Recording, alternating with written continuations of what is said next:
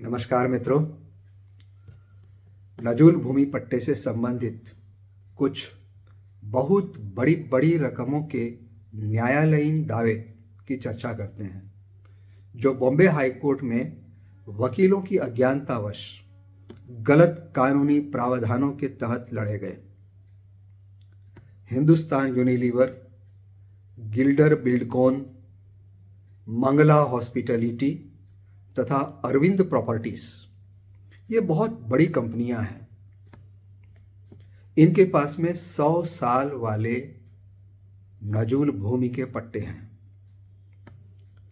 Hindustan Unilever ने अपनी जमीन एचडीएफसी को बेच दी तो कलेक्टर बॉम्बे ने उन्हें 94 करोड़ 24,81,000 रुपए की अनर्जित रकम भरने की नोटिस दे दिया।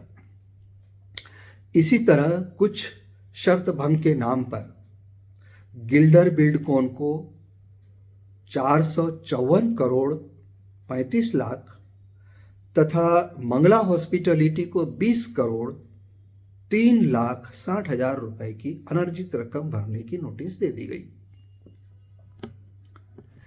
इस प्रकार ये 4 दावे सुप्रीम कोर्ट में एक साथ सुनवाई किए गए। इनके बड़े बड़े वकीलों ने इंडियन कॉन्ट्रैक्ट्स एक्ट तथा ट्रांसफर ऑफ प्रॉपर्टीज एक्ट के तहत दावे किए और महाराष्ट्र कानून को कुछ धाराओं को असंवैधानिक घोषित करने की याचना कर दी। वास्तव में लीज कोई कॉन्ट्रैक्ट नहीं है, इसलिए कॉन्ट्रैक्ट्स एक्ट के तहत यह दावा नहीं किया जा सकता था। और महाराष्ट्र कानून की जो धाराएं हैं वो असंवैधानिक नहीं है, सिर्फ उनको लागू किस पर करना है और किस पर नहीं करना है, इसी बाबत न्यायालय में चर्चा करनी है। न्यायालय सिर्फ कानूनी प्रावधान जो बताया जाता है उसी के आधार पर निर्णय करता है, सिर्फ उन्हें सही अर्थों में लागू करवाना है। माननीय सर्वोच्च न्यायालय ने केवल हिंदुस्तान यूनिलीवर को दी गई 94 करोड़ रुपए की अनर्जित रकम की नोटिस को खारिज किया, पर कलेक्टर को आदेश दिया कि कानून के मुताबिक तुम नया आदेश दो।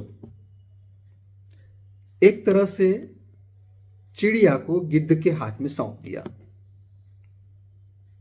यदि सही प्रावधान के तहत यह केस लड़ा गया होता तो निर्णय ये आना चाहिए था कि 1 पैसा भी अनर्जित रकम के रूप में लागू नहीं होता।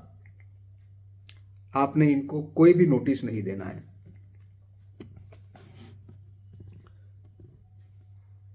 सरकार को पूर्ण भोगवटदार, पूर्ण अधिकार वाले पट्टों से किसी भी तरह की अनर्जित रकम लेने का अधिकार है ही नहीं।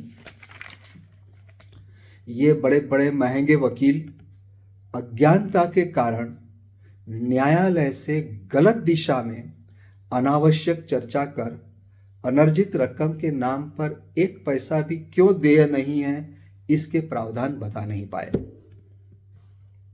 और केस जीत कर भी हार गए क्योंकि निर्णय स्पष्ट नहीं था। न्यायालय के निर्णय सिर्फ प्रस्तुत किए गए प्रमाण और कानूनी प्रावधान के आधार पर ही दिए जाते हैं।